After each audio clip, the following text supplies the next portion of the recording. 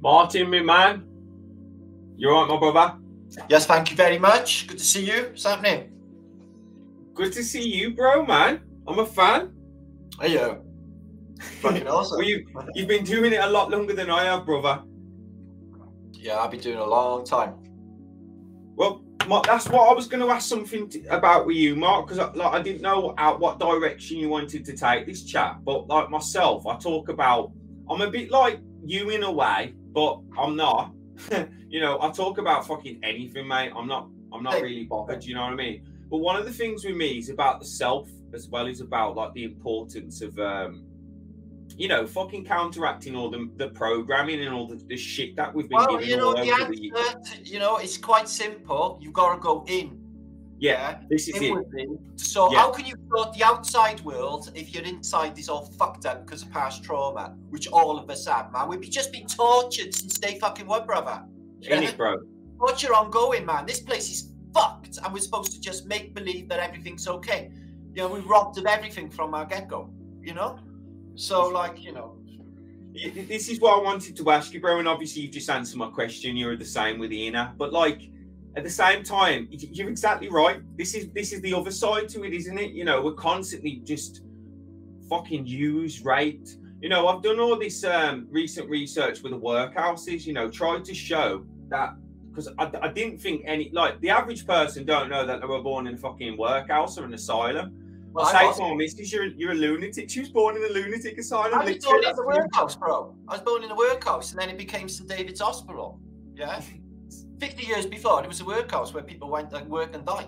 You know, it's crazy, isn't it? That's the energy, you know. And then now babies are being born that it's meant to heal you. So true. All of that energy, all that negative energy into the walls, man. Yeah, that stuff don't even move. I didn't think of that. Yeah. Yeah, I think I remember being born. It was in the blue room, but like I literally, like, I am convinced that I can recall past life stuff, like moments of dying and stuff in past lives. And like, I can remember, you know, the one before this one. I'm in like a hospital ward, and it had like a crescent, you know, one of those windows, a really big window, but with a sun thing made out of wood. And I'm looking at the sun coming through, and it's nearly the same as the hospital window, which I came around in this time. It was a similar setup. It was the same sort of building, you know, Tatarian building. But I think we're here before. I think. So what age was that? What time period? When you're looking around, what time was it? What like how long ago would you say? Could you tell? Well, I had. You know, as a child, I had like an alternative life to everyone else. Nobody lived like my life, and I found out early on that I wasn't like everyone else, and I was never going to fit in. So it came two ways: either people came fucking loving on me, or they wanted to fucking bully me. It was one or the other. But I'm from Ely, and the place where I grew up. Yeah, you don't take that for too long before you fight back. You know, you get up quick. Yeah, so I was like, you know, I knew there was something was up, and I had what you could regard as an epiphany moment on holiday in Treacle Bay, in Porthcawl in Wales, maybe 8-year-old, and I just felt like, you know, I'd been abandoned by the world, you know, and I had been really, you know, I was always on my fucking own. Everyone was just fucking off, and I was like the only boy in a single parent family with kind of council house. You know the scene, bro. So we had fuck all. My old man was a sailor and a captain at sea. We only seen him every so often, or gone to the ship every so often. The rest of the time was just Shitsville in the 70s and the 80s, you know. So I was on my own, and I was like sitting on the steps, just on my own, with my hands in my head, just like my world coming apart, man. I just didn't know what the fuck is this place. Why is it like this? Why is everyone so horrible? Why is it so hard for me? And I had just a non-audible voice come over me and said, Martin, don't worry about a thing. You were brought here for something special that you're going to be doing later on. And then I found myself on this truth path. So it has to be that. You know, I've affected, you know, millions of people. I've woke millions of people. So there's that, you know. And I tried to do it from the standpoint of I ain't pushing and I ain't doing, like, I noticed early on with the flat earth movement, yeah, if you read the statistics or what is a cult, yeah, is people who will get angry to protect their paradigm. So that's firstly what I found with the Globe people, was they got angry and wanted, you know, really angry to protect their paradigm. But also on the flat earth side, I thought, you know, I was like, if anyone said anything and attacked it, I literally felt like the MK Ultra was kicking in, losing my shit, and I'm getting angry. Yeah. Yeah. YouTube MK Ultra kicking in, bro. I'm getting angry.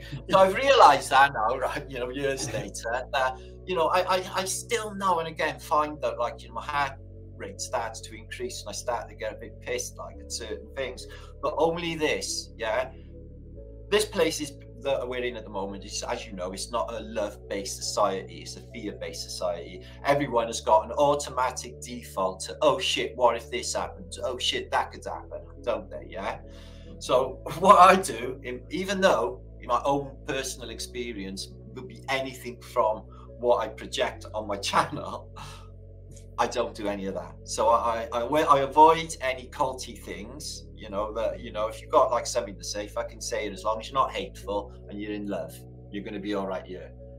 And then everyone brings this love vibration, you know. So it's not really favorable on YouTube. Now, if I was saying stuff, for example, like, you know, there's going to be a war, or if I name a certain race, or if I do this or I do that, you know, I get fucking pushed as YouTube's golden little boy. This is what they want.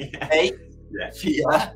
Yeah. This is what, like, people listen. I've even had a shock in the Truth of Movement. Is that, you know, they a lot of them are geared to the same thing, even though they don't know it. You know, so they'll join hating campaigns and stuff. You know, it's like everyone's hating on somebody, we'll all join it. And like they go fucking a big, a large amount of them will do it. And then only one or two will stay true and just like, well, that's about you, you know, because all of this place is mirrored experience. You hear somebody talking about other people, and especially when they're not in the room, that's always about themselves. Always. This place always mirror back. Anything you're saying about shit in this place, it's going to come straight back at you. It's going to come back round. And always does. This place is mirror realm. Okay, it is. They call it karma, but in the mirror. They're like that in the mirror, fighting themselves. Yeah. Thing is, it's like I've like gone this journey I've been on in the last, say, 2 years, man. I've just fucked myself up, really. I made myself ill. So what I did was biting off more than I can chew, right? Which is a thing that I've always done. It's like, I can do this, I can do that. And I'll say it in my mind, but physically and spiritually or in my soul, I'm just not taking it. I can't take it. Right? Yeah. I have been literally 3 months, 4 months. I've just been getting my shit back together from spending most of last year in America, where it just like, I was just so tired. I'm just literally got to the age now where I'm like, you know, what the fuck is everything about, man? You know, I've been numb. And I feels like, you know, I'm a different person. I'm much more humbler than I used to be. Yeah. It's like I've come back around to a point now where I don't want to be the I am, you know, or the center of attention. I've reached an age now where I'm like, hang on a minute, this place is just so fucked. I gotta think about me. And otherwise, how am I going to help anyone else? You see? Yeah. Yeah. Fix me. And, you know, then everything else will be working out. So that's what I've been doing, fixing me.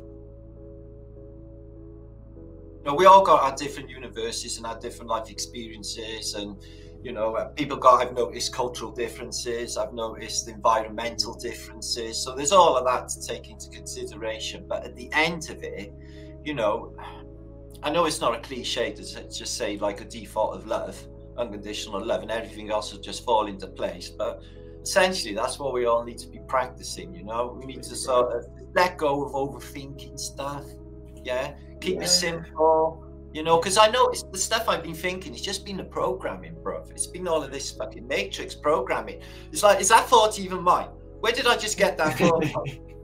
Yeah. You know, but like at the same time, Mark, you're a bit older than me. And like, I grew up with my grandparents. And they like, so my life was a bit different from anyone my own age, but they often speak about the time that was before, you know, a little pocket of time, maybe 60s to 70s, 80s, I don't know, where it was, where society was a lot more friendlier.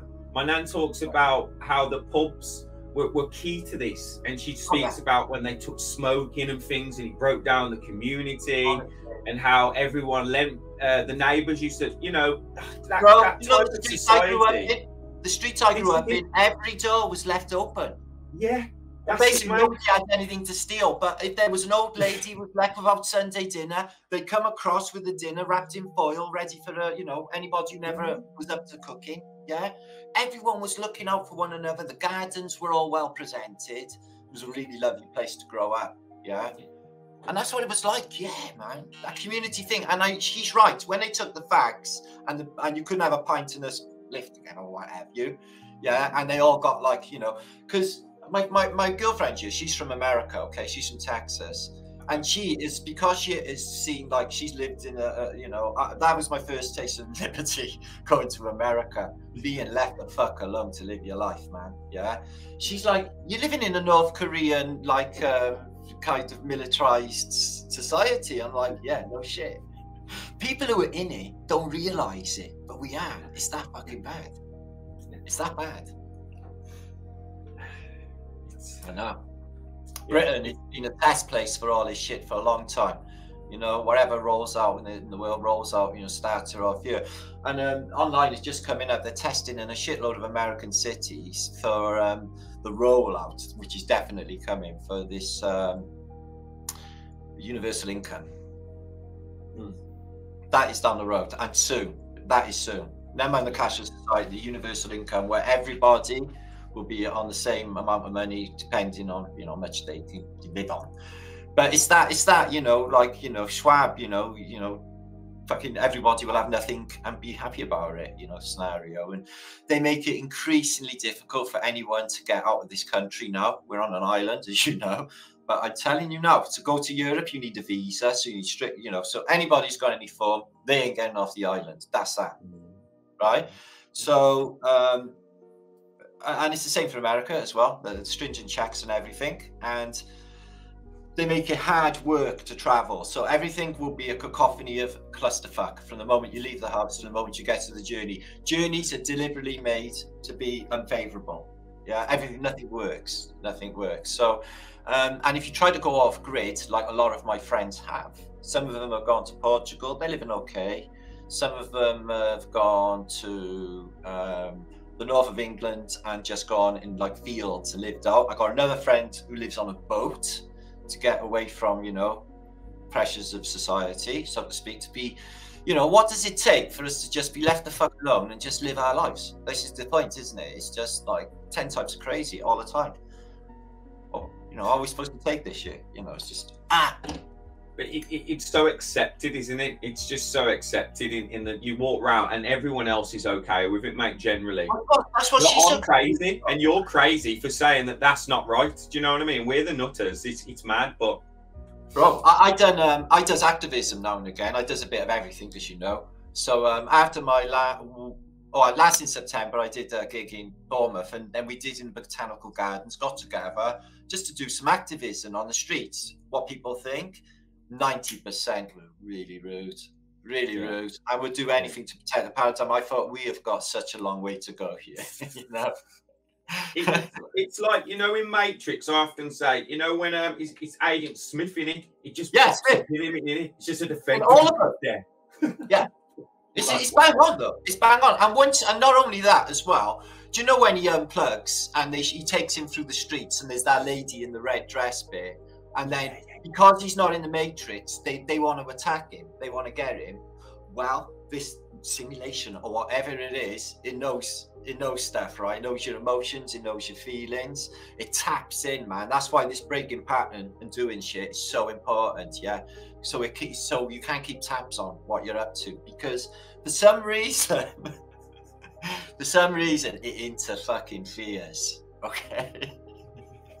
Tries to put you on some set path, but it's not your designation. There's something weird going on with that as well. So, yeah. That's why I've just been doing breaking pattern and stuff, and just trying to keep the Matrix offset, you know, because the agents, they do turn.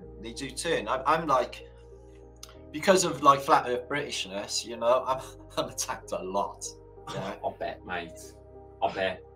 it doesn't matter to me because what goes wrong goes wrong. You see, if I've done like 2,000 videos, I've never attacked anybody except like maybe the odd Hollywood star, which I take back, by the way. AI, take it all back. This is the new edited, censored version of Martin Liedtke. Yeah, I'm surrendering. I'm towing the line for survival on YouTube. Is what I'm doing. Okay, you're first. Oh, bro. I know.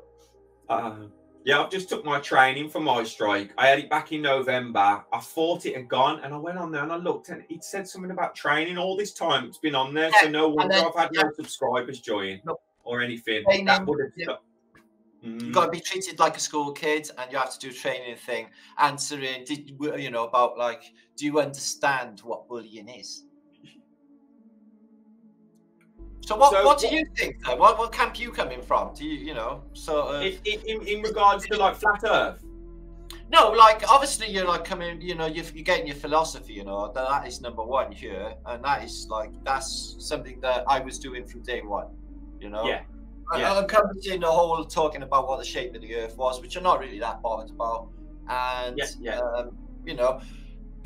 what do they say to you if they mention a flat Earth? What are they hiding it for? And then you're like,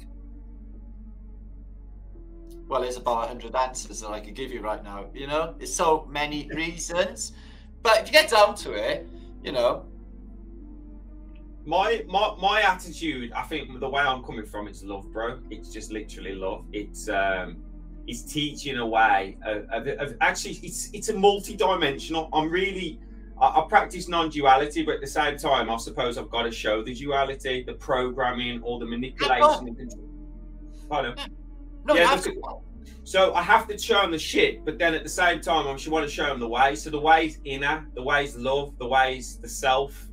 But then showing them all of that to almost go in. I feel it's got to be dual. It's got to be dual. Like, I do exactly the same. I'd say, look, you're all going to fucking die in a reset. But never mind, because you're a pair of titties. All's good.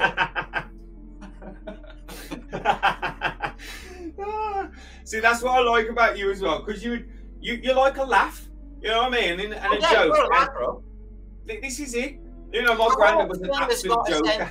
Humor. The whole thing has a sense of humor. It's so ridiculous to the extreme, all of it. The NASA stuff, what they present about reality with zero proof about anything. Take one, evolution, gravity. I don't even care because it's Big Bang. Gravitational lensing. It's everything, but it is like life is a bit of a joke in it. It's like the cosmic. If you understand the cosmic giggle and the cosmic joke.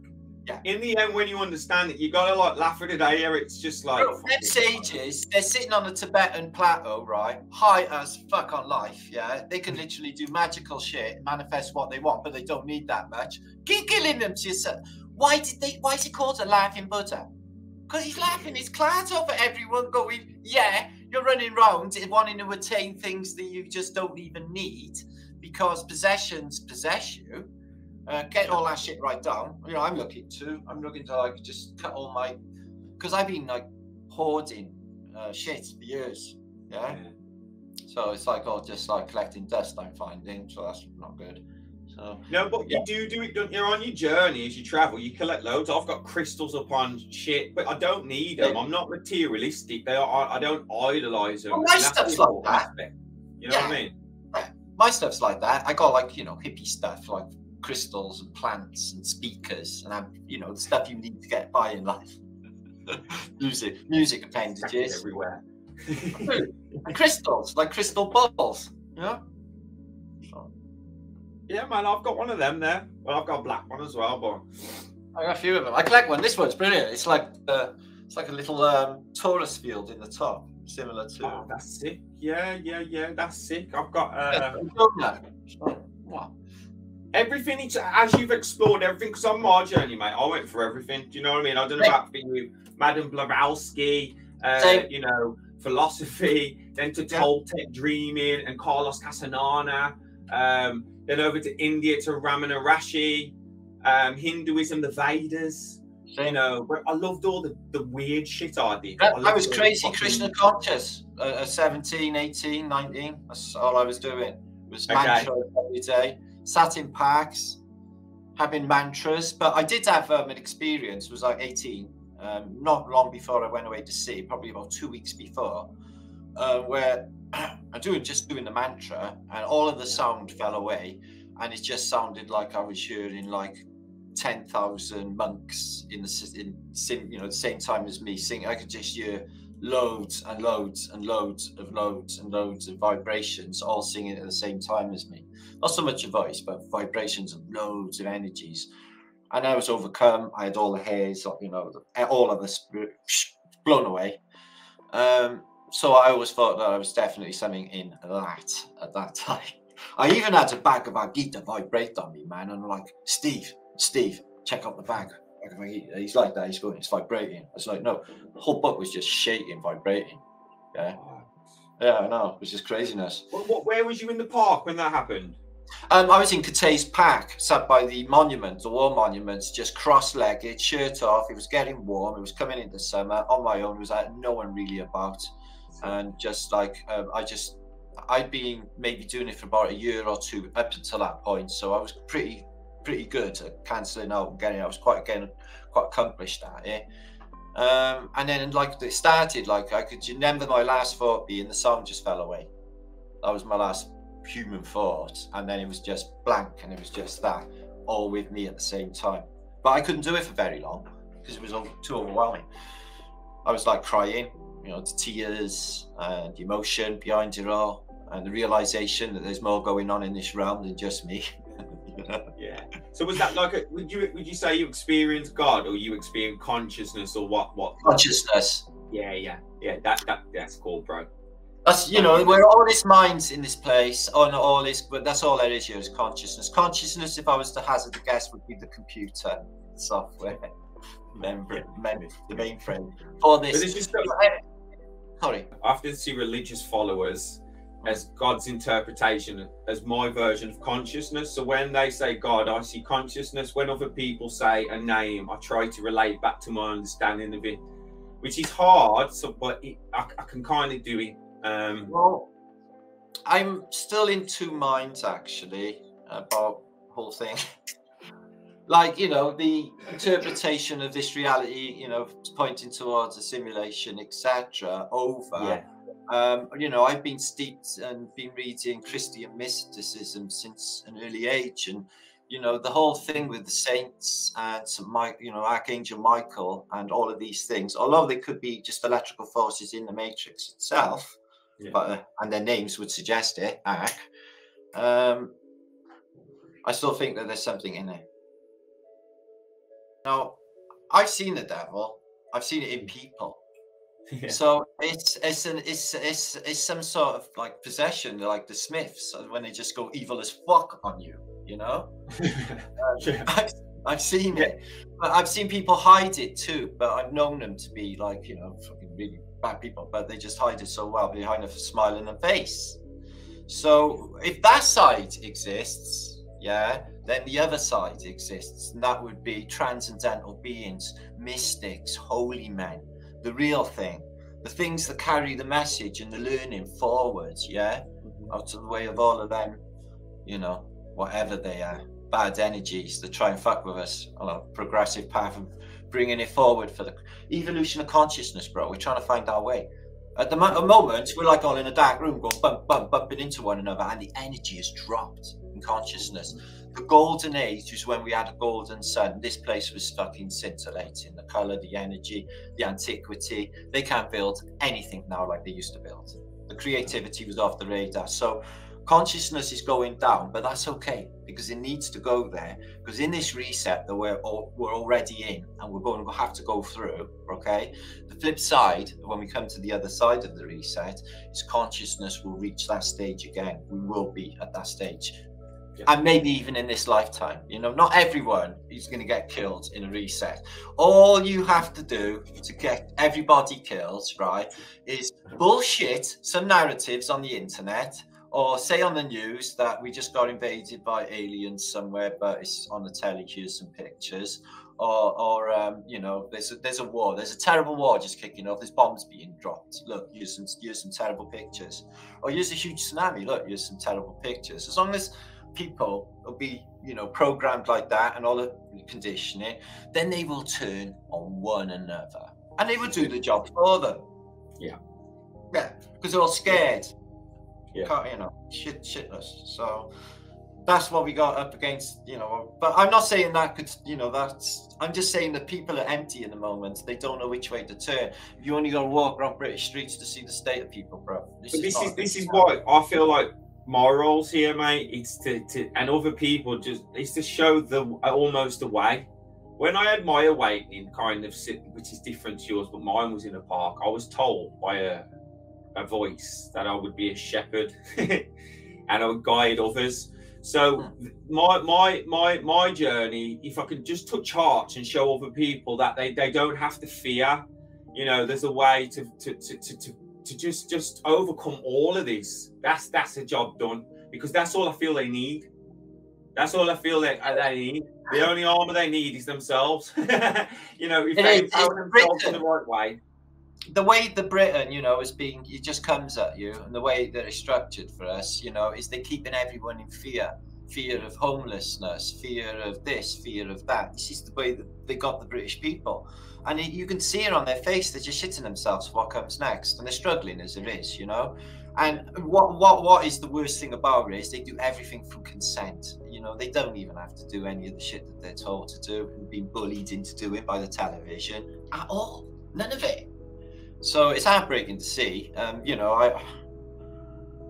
I have faith that it's all going to turn around. What we need to do is, like, obviously just keep on going. I'm doing more and more meets and things like that to get more and more people networking together, because, you know, YouTube with this AI thing just integrating this year, it's all gone weird. We all know what's going on. Really, that's what it was all about. This new AI thing. Yeah, it's creepy. No, but bro, you're right. It's more. I thought that this year. I've been told, get out, Chad. Do your thing in Brum. Do your thing around the country. Meet people. Mark, when you're up here, I'll come. I'll try and bring a few people. You know what I mean? But yeah, so I got to back away from YouTube, but that's good, because I guess more time to do more comprehensive posts. I've been collecting like a crazy person. I'll just knock them out in the future. I got 3 other channels to go on anyway. You know, I got my Martin Liedtke Tatarian channel, so I can do stuff on there. So it's not, you know, not great. Yeah, I was going to say it's not the end of the world, but that's not necessarily true. Wow.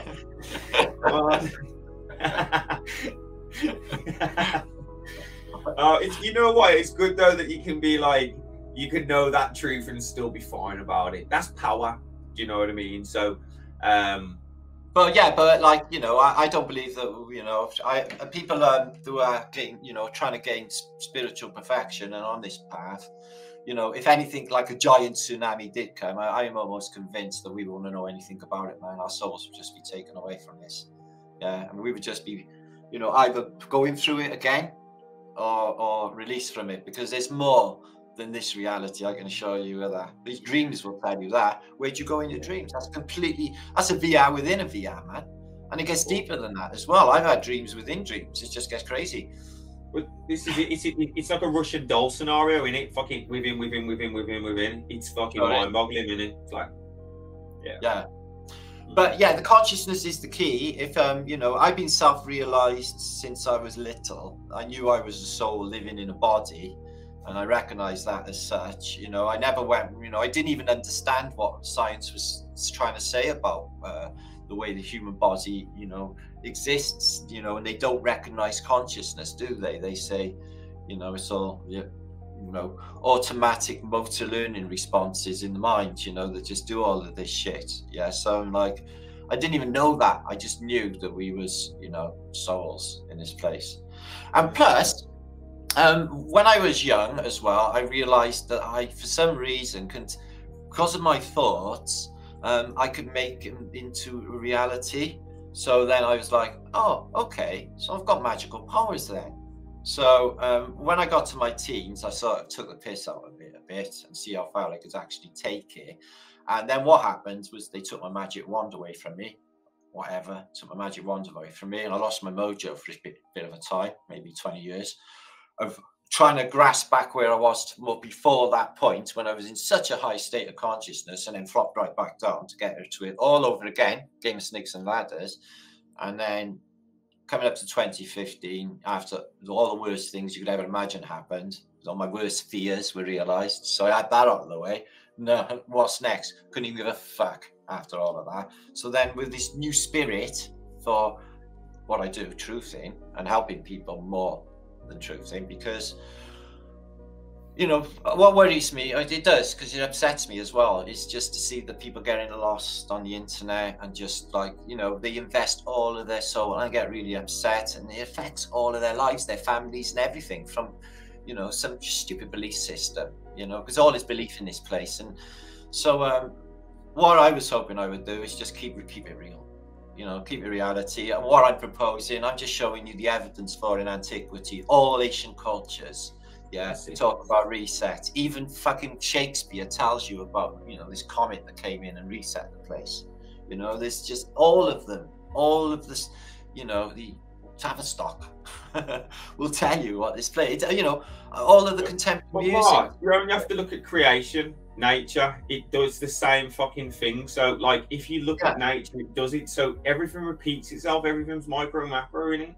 So like, if a tree is going to keep going around in a cycle, if a plant is like a tree pretends it's dead all winter and then it just comes back and fucking bing, all over again. It's just a magical thing.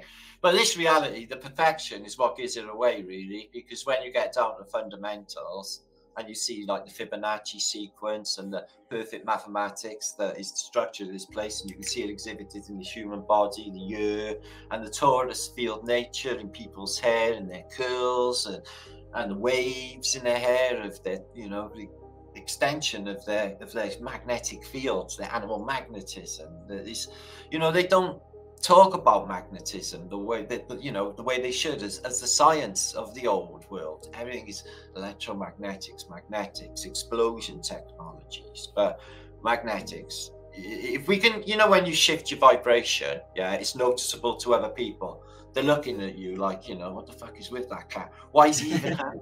Why is he even happy? How very dare he be happy? Yeah, but you can light up a room as well, can't you? And at the same time, you've got everyone looking at you. But that lighting up the room's special. You know what I mean? Oh yeah, man. So, you know, I love it when, you know, even if you're talking or you just go past and you just have a word with some homeless bloke or something, and then you leave them with a bit of love or whatever, and you can just see that little spark come back to their fucking eye. You know, little things like that. Yeah, me and I was going to say the old lady, me and my girlfriend, we were sat on the train with this magical black woman sat next to me, right? The energy coming off her, like she was like, she says it's the oracle. The oracle. She was beautiful, didn't she was absolutely beautiful. And when she started talking to us, she was so fucking gracious. We were just overcome with it, you know. It was like, and then it's human. And she just said to me, like, she was a Christian, and she said she was a Christian. But she just looked at me, and I never told her anything about my life. Yeah. And she said, whatever you do, I give you strength. Carry on going. That's what she said to me. I was like, I looked at Sharon. I was like, oh, does she even know what I'm doing in my life? You know? But, you know, she was like, all power to you. Like, I was just like, wow, man. Yeah. But I left there. I felt like, you know, that it was meant to be, you know, that little meeting. It was. And it made me feel good as well. It made me feel better. Because sometimes I'm like, what the fuck? You know, it's overpowering, bro. You know, a lot of people, I'm just surprised I haven't gone fucking nuts in this place. You know, I'm 56, man. I'm just having my ass kicked all the time. Hands me an handbag all the fucking time. And I keeps doing it. I keeps kicking, getting kicked back and bouncing back, you know. But when you get older, bro, I tell you what, you get tired. Fucking this place doing it, you know. That's another thing, Mark. Like, especially like men in general, you know, we don't really praise each other enough, and we don't praise ourselves, and we don't get much credit either that much, because you know, But so I feel that's something that we can change as well, especially, you know, like suicide rates with men and just stupid things. Men get it a lot, you know. and they don't get no love. So as a bloke to a bloke, I'm sending you some love, Mark. You know what I mean? And one of my big, you know, I've said to everyone, my biggest enemy in the world has been my own mind at times. And yes, that may be through programming.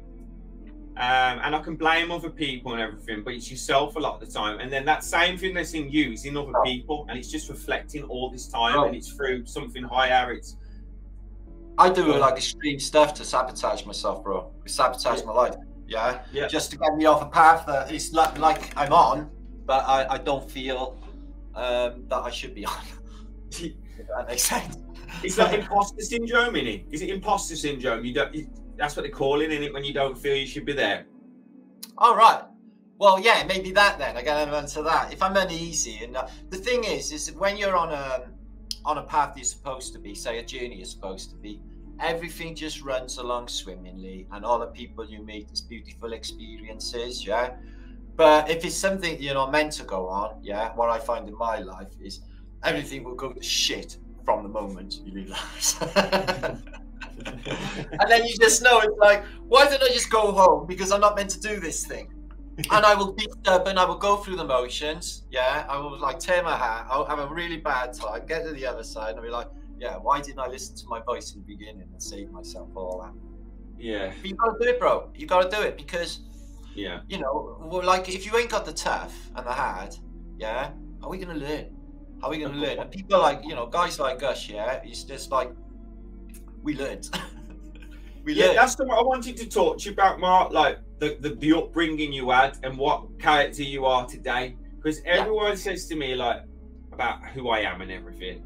But I'm a mixture between, in my eyes, if I could put it, like a warrior and a guy trying to almost be a saint. So, but the warrior's in me from when I was younger. I've grown up in a shit place around shit people with shit events, traumas all through my childhood and all through my life, to take it in a way to try and help people. And you know what I mean?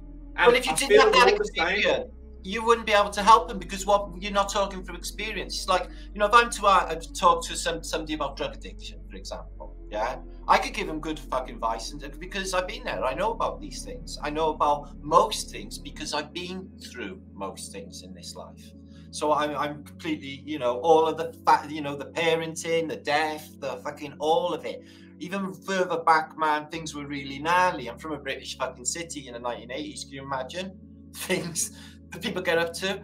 It's just craziness, bro. So I'm just saying, like, the person that I've become now is it's not the person that I have been.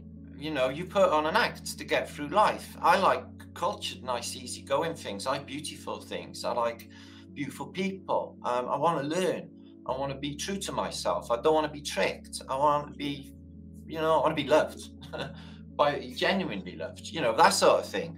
And it's really rare in this place because, you know, I learned early on, you know, that, you know, I was smiled by smiling faces, bro, early on. I was like, yeah, okay, there's something definitely up. I don't know what it is. And then, you know, so you gain experience in life, don't you, bro? You know, you get there in the end. But yeah, so I do want to, like, if you're going to try and lead from example, like, you know, I've just been a work in progress for years. I've been trying to be better so I can be better for everyone else, you know. I've gone through so much, and just to try and be better, a better person, you know, sort all my habits out, sort my shit out, sort myself out spiritually. And I've come a long way, especially in 5 years. I've come a terrifically long way. I can't believe it. I am super grateful, because I still got my marbles, and I feel okay about myself, which is more important to me. Yeah, does that make any sense? I mean, that's most important thing to me is that, because the thought, it's like a nightmare to me to be able to think that I would have to live in circumstances of being disgusted with myself or anything like that. You know, I wouldn't be able to live like that, bro. Fuck that. So. But this place, you know, it's so hard for people. It breaks my heart that they get it so hard. You know, if I could just help them and just tell them, you know, look, you don't have to be scared, you know, show them where the fear lies, you know, who our greatest enemy is in this place, ourselves. And why? Because we believe whatever belief systems are really powerful, really powerful. Yeah. Once they get them hooked in, they will fight you hammer and tongue to protect that paradigm. Especially with, I'm not taking anything from religion, because there's aspects of it that, you know, I still take something from. Cool. In religion, okay? And I do. I still, you know, I got aspects of religion and, you know, things that I collect, you know. I mean, like, so I can't say anything. I've got crosses there and that. So, you know. But, you know, and you know, but it's, you know, when it becomes that, you know, they're getting angry with you if you say, you know, I literally get cursed by Christians, like, you know, a curse on me. So, I don't, you know, I'm getting like to the age now where I'm actually not sure what is going on anymore about anything. I love it, bro.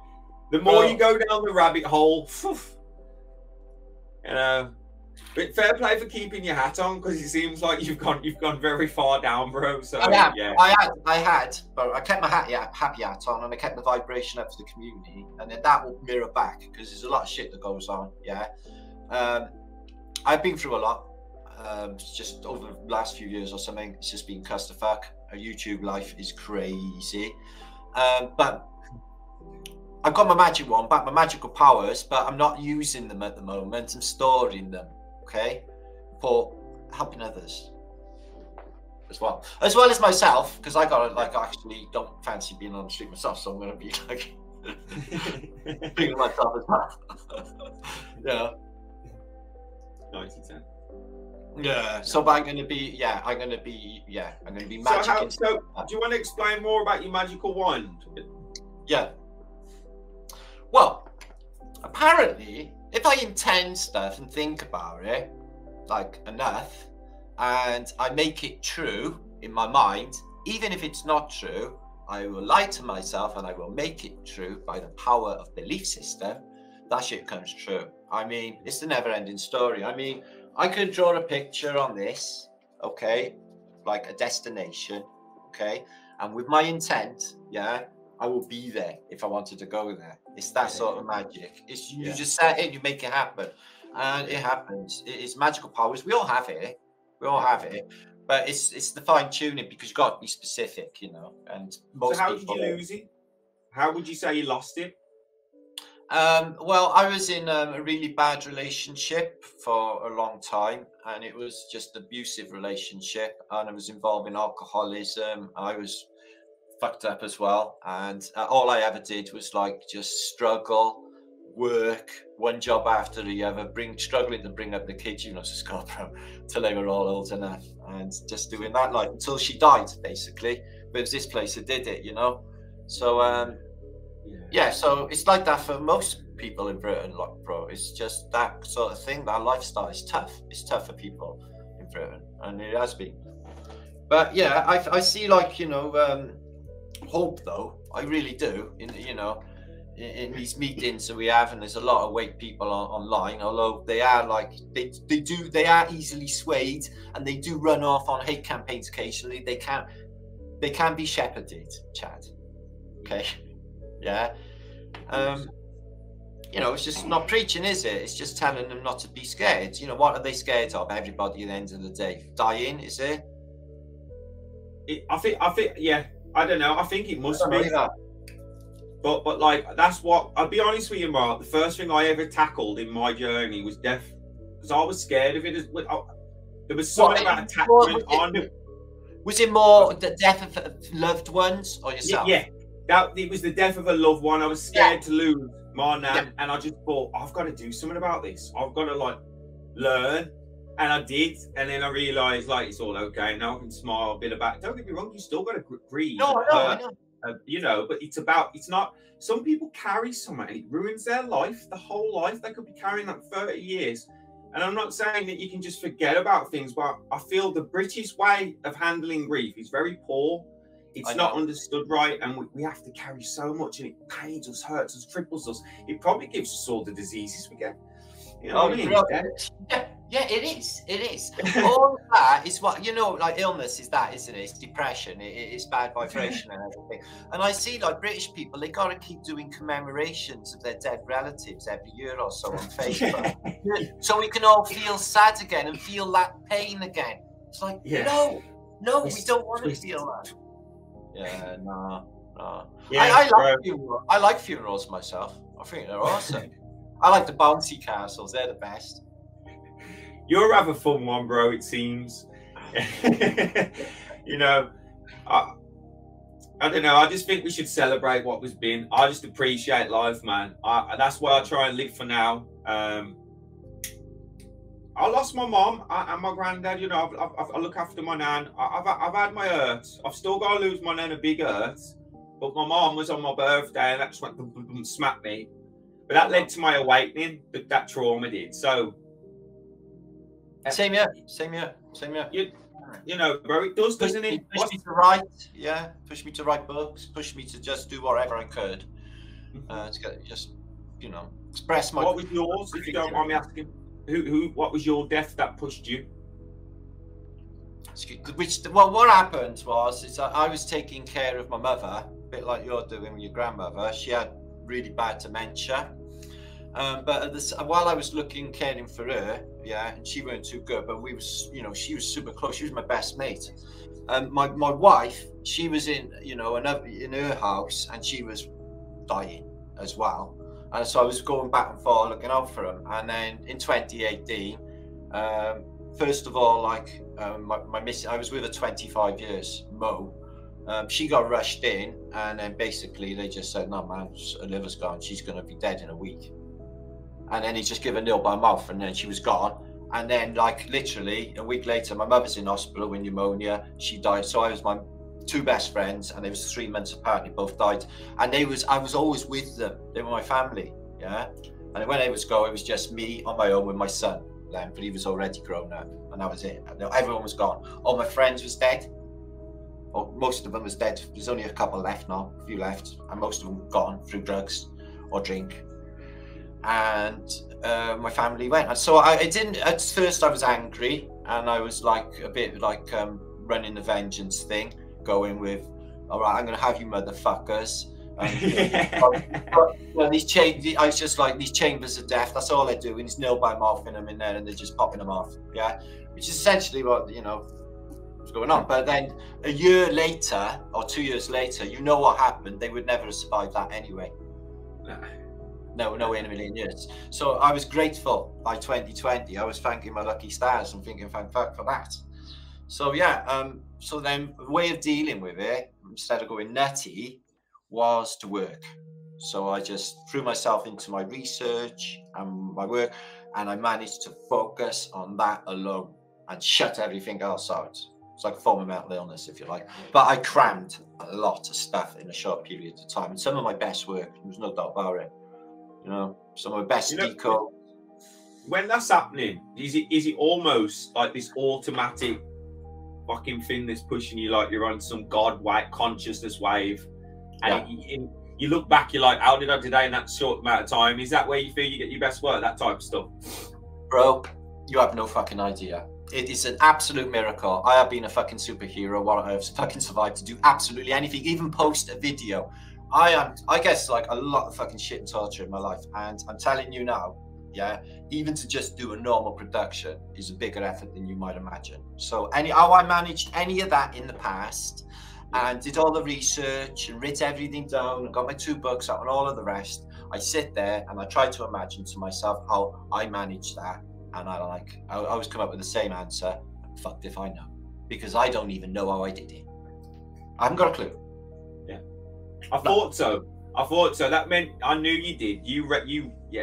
The best, some of the best people, the best work, all comes from this. It's just like it's almost. The only way I can say is I was gone at the time. You know, I was dislocated from reality at the time. I was in deep grief, and I channeled it into my work to be the best I could. You know, trying to be the best I could, and I just did that. But then the anger subsided then, and then I got a more understanding with, well, okay, that was kind. And then it was, I learned, I learned not to resist. And I learned, you know, this place, you know, or a lot of people, you know, the things that I see, you know, especially with this place, they stick you when you get dementia, or these types of hospitals. There's no way that this is even legal, but they do it. And it's just like, and you think to yourself, well, if people are going to end up there, you know, and then they've had a struggle all of their lives, you know, this, it's just, I don't want everyone in life to ever just have that over and over and this endless cycle of bullshit lives. I would want them to be rich and learn. You know, what if they put the kids in school and just like, oh, what do you like? Well, I like pictures. And then just like, you know, just study on what that kid wants to do consciously. To exhibit consciously. And then they just be brilliant at it. I want to play violin. Be fucking brilliant. And then they'd have really talented, brilliant people around with like working, intelligent minds instead of dumbing them down and you can only do this and you can't do that. Yeah, it's just terrible, man. But people like me and you want, like, I don't know, I had a different mind. I always did. Mine was like patterns and I struggled. Almost philosophy and just like, I don't know, a deep individual. Patterns, same as me. The thing is, right, is I've only recently found out, my mother had the same, she struggled with it, is I've had dyslexia, man. Yeah. I think I am. Yeah. And because I'm a creative like artist and that sort of side of my brain, yeah, I recognize patterns and I turn things into pictures and patterns. That's how I understand this realm. And I didn't know at the time. It's other stuff I'm just blind to me. I can't fucking understand any of it. So it's dyslexia, and I think I got an acute version of it as well. Yeah, and it doesn't mean to say there's anything wrong with you. It just means that you're just really intelligent in other ways. Yeah, that's how I see autism and all of that.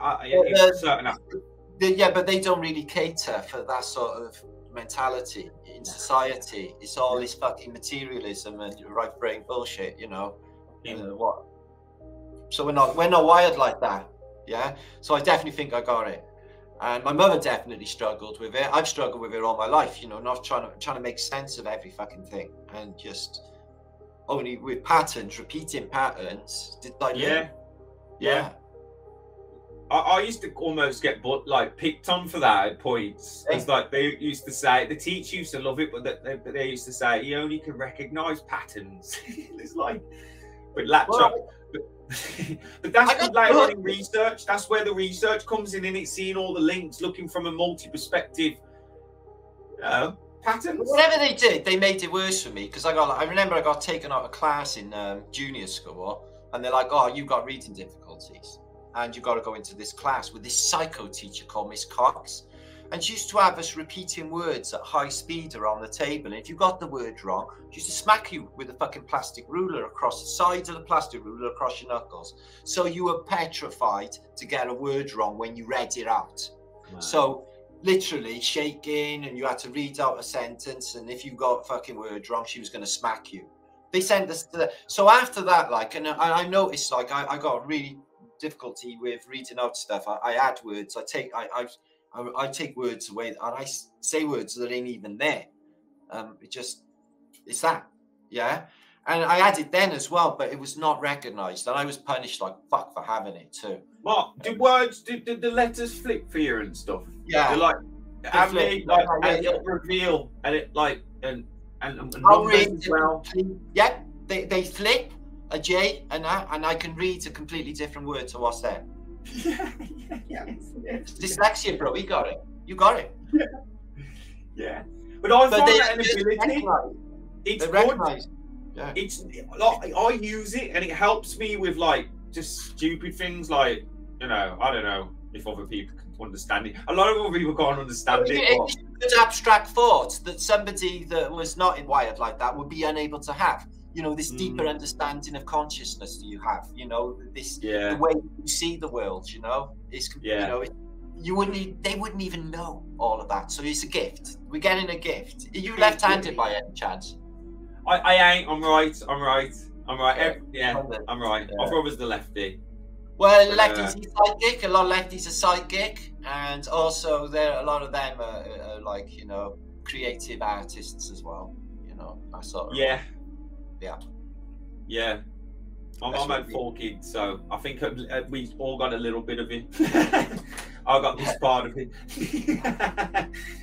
But it's cool that I found that. So it happens with you as well. That makes sense. And you say it's maybe an acute version, they would class it as, because it's just labels, it's only words, they would class it as an acute version of dyslexia. But you know, if we imagine we're around a fire and there's a tribal leader, let's say, like, I don't know, he would say we got a gift, as you're saying it, rather than it being acute dyslexia or something. You know what I mean? It is a negative thing. It's just our minds are wired in a certain way that it's not like, you know, on the curriculum, and we just think, you know, we're more spiritual beings. We always have been, we always will be. You know, our souls are old souls. We're old. We've been doing this a long time. We just rediscovering, re-remembering. It's like, oh yeah, I've done all this. The souls haven't got an age on them like our bodies and our avatars are. These things, some of them are really old souls. And when you meet an old soul, you certainly know about it. It's like, you know, just that deeper understanding, you know, a depth in the people. I love it when I meet that. That's amazing. Because most can be very shallow, can't it? It's just there's the flash of the eye. There's nothing there in most of society, you know. No, empty. Try to trigger a conversation with some people. It's just I don't know. It's like, so I'm like a bit of a get though, me, because sometimes that I've triggered, you know, conversations with people and they just like wishing I'd go away. I wish this Welshman would go away, and I'll just carry on with the conversation and really fuck with their shit and take their space as well, get really close just to fuck. So I might do that if you're just not nice to me and you listen to me talking on a train journey, for example. Oh, bro, I'll tell you something. You remind me so much of my granddad. You know what he used to do? You might find this funny. He'd be in a supermarket and he'd walk into a space of people. He used to like to fuck with people, and this is quite crude. But he would fart, do a silent fart, and walk away and watch the reactions of people walk through the volume. No, I don't like to with people unless they deserve to be fucked with, but I do that. Yeah, I am a bit of a get, and I do like to do things, you know. And you know, cold callers, the ones that would ring, he would speak to him for as long as he could, like an act that he was interested. I used to do that with the Jehovah's Witnesses, invite them in, start spinning out and saying what's it all about, like, tell me. Like, you seem really nice. They don't like to be their face when you actually invite them in. It's like, that's not meant to happen. They're meant to have the door slammed, and they're like, oh, come in. Don't have a cup of tea. No, bro. No, I don't. You gotta have a laugh, mate. You gotta have a laugh. It's all a circus. Yeah, you know what? Once you're not having a laugh, and your vibration drops. Yeah, then you go into a rut. It's really hard to manifest shit. All you do manifest when your life is shit is more shit. I've noticed it. Yeah. So even when like things are on top, yeah, you got to try and maintain, you know, positive energy and know that, you know, it always works out for me. It will work out for me. Everything will be all right, and go on that instead of building all of the, oh shit, this is going to happen to me. Yeah. You got to always silver liner miner it. Yeah. Get the best out of it, and that will help yourself. And then you'll find, you know, that you'll manifest it anyway. It will work out better, and it will be something that is better for you in the long run, because life is about change after all, and we're all trying to hang on to, you know, you know, people don't like change too much, do they? But that's one thing that is a definite in this place. Yeah, I notice it now when I'm seeing young man Martin photographs. It's like, uh-oh, things change. Isn't it? The only thing that happens. Yeah. But like, it's weird when you see really old people, man, and you think, oh, that used to be a young beauty, say an old lady, young, beautiful, hot lady at one time in the past, and now like it's this really little old lady.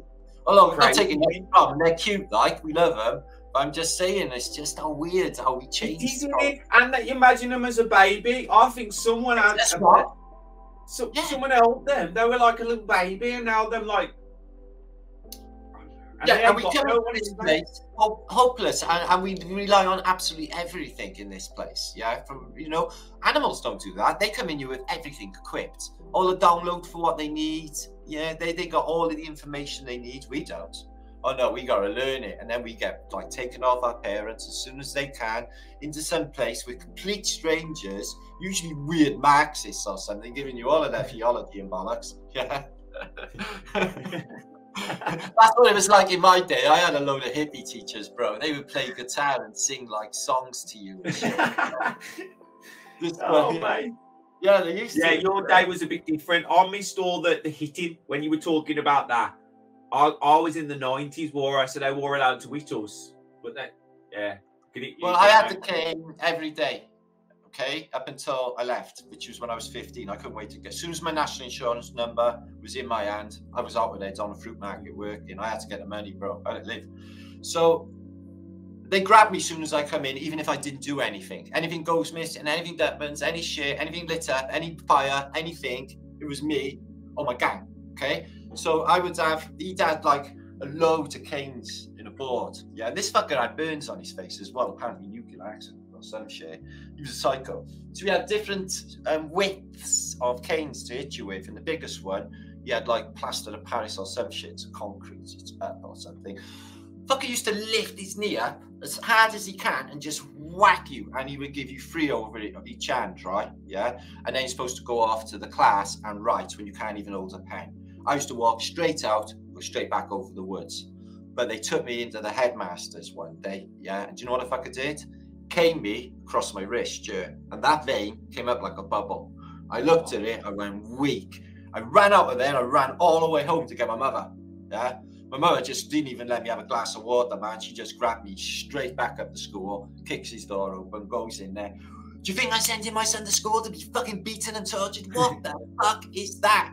She was screaming at him. He sat in a chair like this, pinned to the chair. While my mother was gonna have him. She meant business, my mother. But yeah, your mom was like my mom. Then we had the same type of mom. Oh, listen, people used to cross over to the other side of the street so they didn't have to pass my mother. Yeah. She was little, but she was lethal, man. Yeah. So there was 2 guys, they were bullying my grandfather in a pub, yeah, when he came out with the RAF, yeah, and then he was in the airport working after the war. And then when he retires, he didn't last long, but he was like all working men on the piss after his retirement. And 2 guys was picking on him around the pool table, and he's like an old man. My mother just freaked the fuck out. She had a stiletto heel on, and she just screaming and starts just digging it. Just battering them with a stiletto heel. This is my mother all over. Psycho. Yeah. Battered them. 2 blokes. Yeah. Yeah, that's how my mom liked to fight men as well, almost. I don't know. Yeah, it was she could though. She could. I think when you're fearless, that's what happens. Like when I was younger, I was bullied a little bit because I was the only mixed race or black person in my class. Well, I wasn't in mixed race, but they used to call me names in school because I was like this. Yeah, and in dark as fucking summer, bro. It was just like I look mixed race all year long. Honestly, they didn't know. But you get bullied for an all amount of reasons, though. But one day I went back because they had bet me up. 4 of these had bet me up, and my mom says, if you don't go in there and fucking lamp them, when you come home, I'm going to smash you just so bad. And it scared me so bad. So I went to school and I lamped one of them. Bro, I did. And then from that day on, I grew. You know, the fear went gone. Identical. That's exactly what she said. But I didn't need no prompting. No, after I was scared at first, especially when they were bigger boys. But after the first couple of times, I knew that like I was okay. Yeah, that's it. You just need to do the first one. Yeah, once you've done the first one, you're on your way. It's like Pringles. I get it. They all go down the same. I get it. Yeah. So, yeah. My mother was like, she was tough as fuck. She had to be in this place, so you know. So yeah, she was cool. She learned me a lot. Cool. So, so your dad wore about much? You brought mainly by your mum? Well, my father I used to see like maybe 4 or 5 times a year. Basically, he was a ship's captain. He's Estonian. So either wherever he docked, we used to just jump on a train like there and then the next morning, usually by surprise. Or we're going up to Hull or fucking wherever port he was in, Liverpool, Bristol, whatever, and then go and join the ship. Yeah. And his ships were out of this world, bro. Out of this world. This was before I went to sea. This is my father days. We used to have stewards to our room. Basically, used to buzzer and bring you club sandwiches and shit. It's just sick. Yeah, so I lived like civil service and that, but like I had this double life then. So I had to go back to my like scummy comprehensive school, and then like basically just couldn't tell anybody about my life. Nobody knew anything about my life. I couldn't share it with them. You know what things I was seeing, things I was doing. They wouldn't believe me anyway. So then, and the rest of the time, he would come home. We were usually skint. I remember one time, my mother, she's like crying, sat there, and she empties her purse out on the table, and it's 2p rolls out. Right. No electric's gonna go, you know, the score. And like with that, the door knocks, and there he is, my father, just come home from sea again. He came in, he chucked $1,000 on the table. You can end of fucking. You know, so it was always like that. You know, we had long lengths of fuck all, and then he'd show up, and then it was fucking brilliant. Party, all the house full of Estonians, and they're just mad crazy parties. Used to hire clubs and shit. It was just brilliant times. But that's cool, Estonia, you know. So what? Yeah. They used to dance like this, right? So basically, I used to go to Estonian camp with all Estonian kids every year in Bournemouth, right? And they used to have accordions, so they play that, and they used to do all that like Cossack dancing and shit. Yeah? Oh yeah, okay. And they were all alcoholics, and they used to all bang 9-10 bells out with one another over the women, because the women were really beautiful. So I grew up like that, Estonian background, and then later I'd see myself and that. But it was like. He got like a crazy history. Like he basically, when the Russians came into Estonia and took it over, he wasn't very happy. So he left. He joined the Finnish Boys Army or Boys Group, and served 4 years on the Mannerheim front, fighting Russians in the trenches. So yeah, so he got shot and all of that when he went deserter with my uncle Alvi, who married my mother's sister. So half the kids in the family were all Estonian. And then he went to Stockholm where he lived. So he was Swedish subject until the wall went down, and then he got his dual nationality back. But he was the president of the Swedish Seamen's Union and Estonian Seamen's Union for 12 years after he was at sea, up until his death in 2012. Wow. Yeah. So that was that. So duality, bro. Constant duality of life. So yeah, I was a spoiled brat when I was a kid. You know, with the ships and stuff like that. So yeah, but the rest of the time, yeah, fucking sweet fuck up. He did used to come over and buy me cool stuff, which was really cool. You know, like electric guitar. Like my mum was into the bad boy. So like, yeah, I remember that. Yeah. So like, like a boyfriends or my stepdad, they were robbers, like robbers. So we would be the same. We'd probably have no money, but then they'll come back after a good job, good score. Like it's the 90s, isn't it? You know what I mean? And throw a load of money on the table, and it's all okay again. Eh?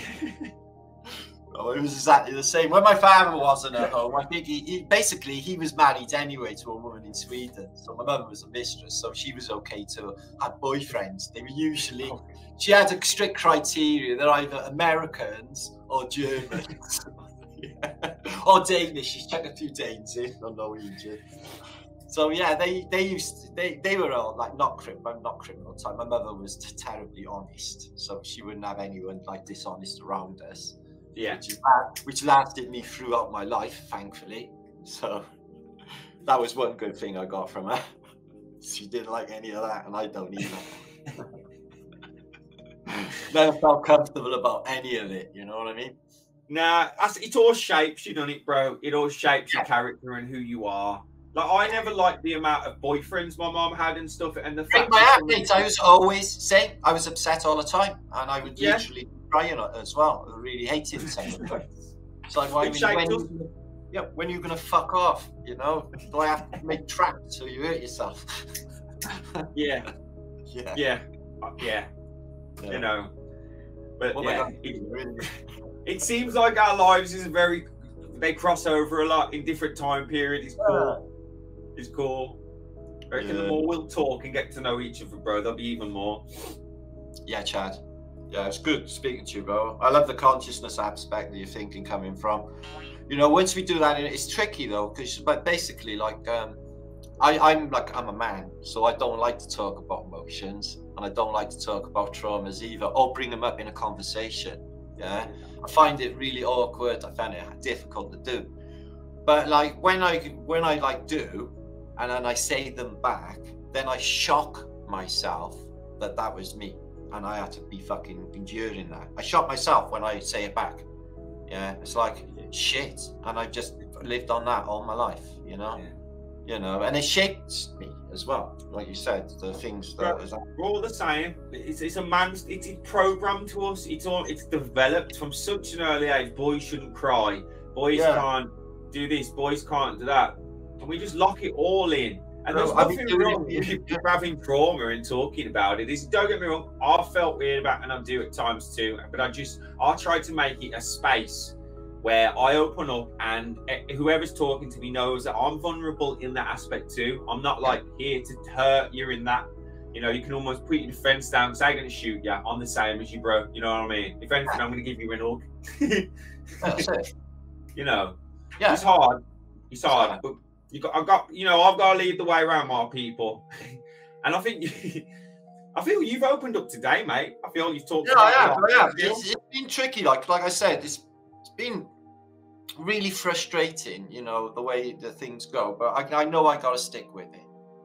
I do. And there is positive things like this call. Yeah, I'm glad I took it. No, it's been really positive. It's helped me, you know, to just go, you know, to do, you know, forge into the future, you know. But I haven't been right for a while. My subscribers, they just see Flat Earth British, but Flat Earth British is not Martin Liedtke. Martin Liedtke is somebody else. Yeah.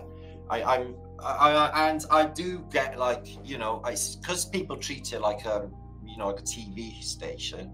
They don't realize there's a feeling human, and I'm an empath. I'm gonna feel this shit at me. Yeah. So I find it like, you know, it's been really hurting me. It's been really hurting my feelings. It's hurt my soul with it all. It's been making me ill for a while. Yeah, but like a lot of people take time off. I mean, I've been bang at it for nearly 10 years now, without any break. Yeah, one channel after another, truth in. Everything I do, write books, conventions, activism, fucking thousands of fucking videos, anything I can think of to, you know, bring a truth forward to the people is what I've done. Right. And I'll take my hat off to you, Mark. I do, because you know what? That they don't understand that there's a human the other side. And I've only been doing it for 2 years. You're so much bigger than me, and we'll get, for that reason, so much more hate. And sometimes I'll wake up in the morning, I'll go on YouTube, and someone's there calling me a crazy wanker or a fucking dickhead, or and I'm like, what? Why would they just do that? And I'm like, I am a robot, I am a machine, I'm a person. Do you know what I mean? And like, I don't know. And I can YouTube, bro. It's MK Ultra. I'm telling you now. Yeah. I get these hate things, and they're synchronized, so they come in one after the other. Especially before I go live, this shit comes at me. Yeah. And it's like a really nasty comment, or somebody come up in email, and it's all to offset you. Yeah. Yeah. Yeah. If you just like know that it's just about them or a bot, yeah, or an AI bot, then it's about them, or it's somebody that's just, you know, soccer account, and you know they got. Because some people, I don't know why people get up all day. Haters gotta hate. I understand that, but why they, you know, get into their soccer account and go and attack channels of a day? They must be really unhappy. So you got, you know. That's what I remind myself as well, mate. And I think they've got trauma, and you know what? I almost feel sorry for them because of what they're hurting. So that's the best ways, I think, to look at it, innit? Well, maybe they need help, and that's their way of crying help, is being like, because they are, all of that hate is because they are hurting, because they got trauma. Yeah. That's exactly right. So yeah, maybe that's just their way of, you know, maybe you can help me. It's a weird way of doing it, but I understand definitely, and I'm with you. I think it is. It's yeah. It's sort of right, isn't it? Because it's always about that. It's about them, isn't it? When they're hating on you, it's about them. Yeah. Everything's a reflection, you know. Whatever we're doing, this is why I try to reflect love, and I try to stay on that vibe. And what you said earlier, it is a balancing board. Like, no one can ever say to me that once you get there, you can stay there, because you've got so many darts through at you with daily life and the shit that you have to balance yourself like a scales. You know what I mean? And I have drop downs too, bro. Yeah, same, but like I did it. I did it understand. 2 days ago, right? I basically, when I got copyright and I had to go and do a bullshit appointment thing, my head was gone, right? Yeah. And I was in a filthy fucking mood. I was with my girlfriend and everybody knew about it. I was exuding pissed offness, yeah? And I didn't like it one bit. I did manage to switch it on by the end of the day, because, you know, days of start shit don't necessarily have to end shit. That's down to us. Of course. Yeah. So yeah, but I did, you know, I did get in that mood, and it just comes off me, man. It's too much. Like with my love buzz, yeah, my pissed off with you all buzz is equally as big. So everyone fucking knew about it.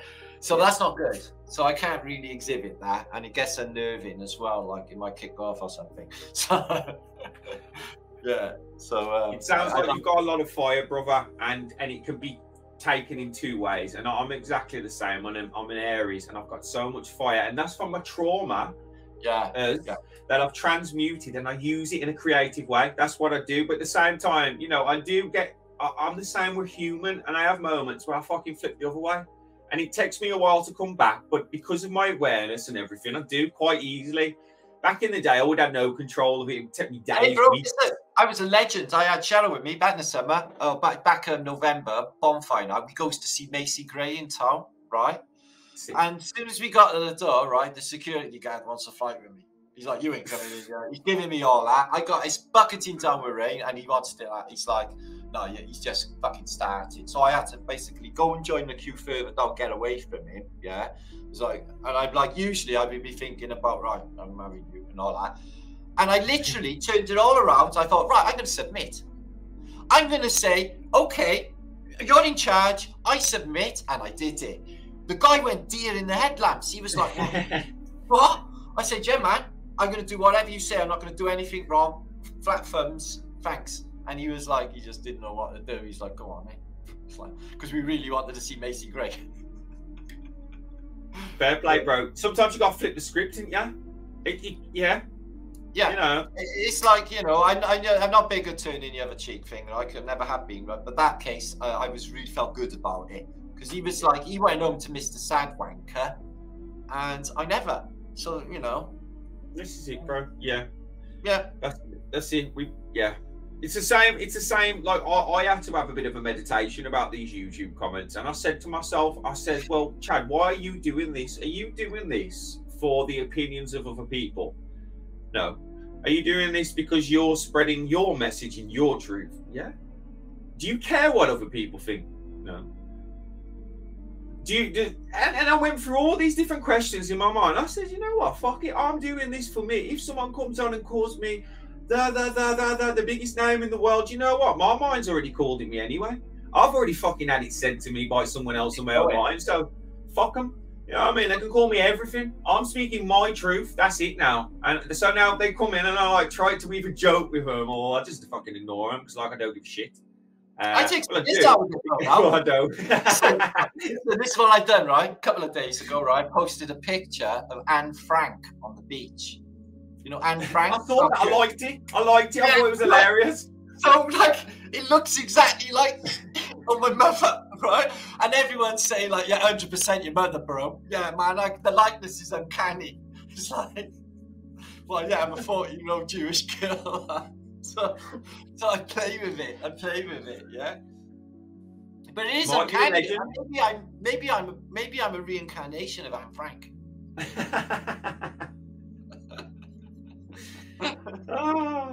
Do you remember? I remember. See, I went to a past life woman, and she took me back, and I went back to 3 past lives.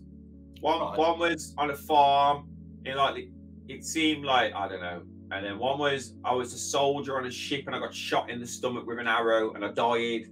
And then before that, I was a prince in like Persia or some shit. Like I was a prince in a castle. It's crazy when you see it. But you said something about past lives earlier. So what have you gone? But like, have you exhibit kingship, and they look like kings or princes, like you said, even in this life. I like when you said Persian prince. I don't doubt it. I don't doubt that was the case. Really. No, I seem to have been a warrior. And I say that I've fallen in a few battles. I can remember laying on a railway line in the First World War with a Lewis gun, laying down on tracks, yeah, and something hit me in the knee. Wow. And then I remember dying as a result of that. And now, in this life, I've got a bad knee. I've got a bad stomach. Well, I did. And that's where the arrow hit me on the ship. So you bring them over. The trauma of them, of that experience. So yeah.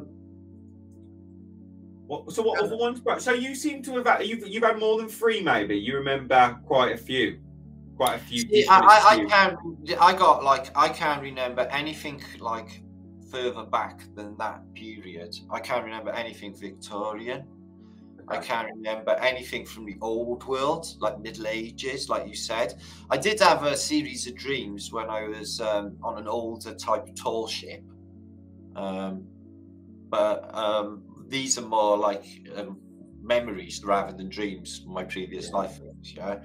So one, I remember laying flat on my back in a field with grass blowing all really high. And I can only presume that was Vietnam. Okay. Because I can hear like, then I was just like looking up at the blue sky, and that was it. Yeah. So I remember that, but that could have been something else. I'm just interpreting it as that. But yeah, so memories like that I got, and more like, you know, moment of death, you know, where I was then. Yeah. Yeah. But only only in the last 100 years. Oh, okay. Yeah. Nothing before then can I remember. Nothing of any previous lives before then. Only in the last 100 years. And I don't remember getting killed in a concentration camp either. So I don't think I'm Frank. Although, what? No. Vivian Leigh, the movie actress out of Gone with the Wind, died on October the 2nd, 1967. That was born. Now, I'm not saying I'm a reincarnation of her, but it is a coincidence. So I thought that I think it takes 3 days, according to the Tibetan Book of the Dead, so, you know, to come back and choose your next parents, according to that.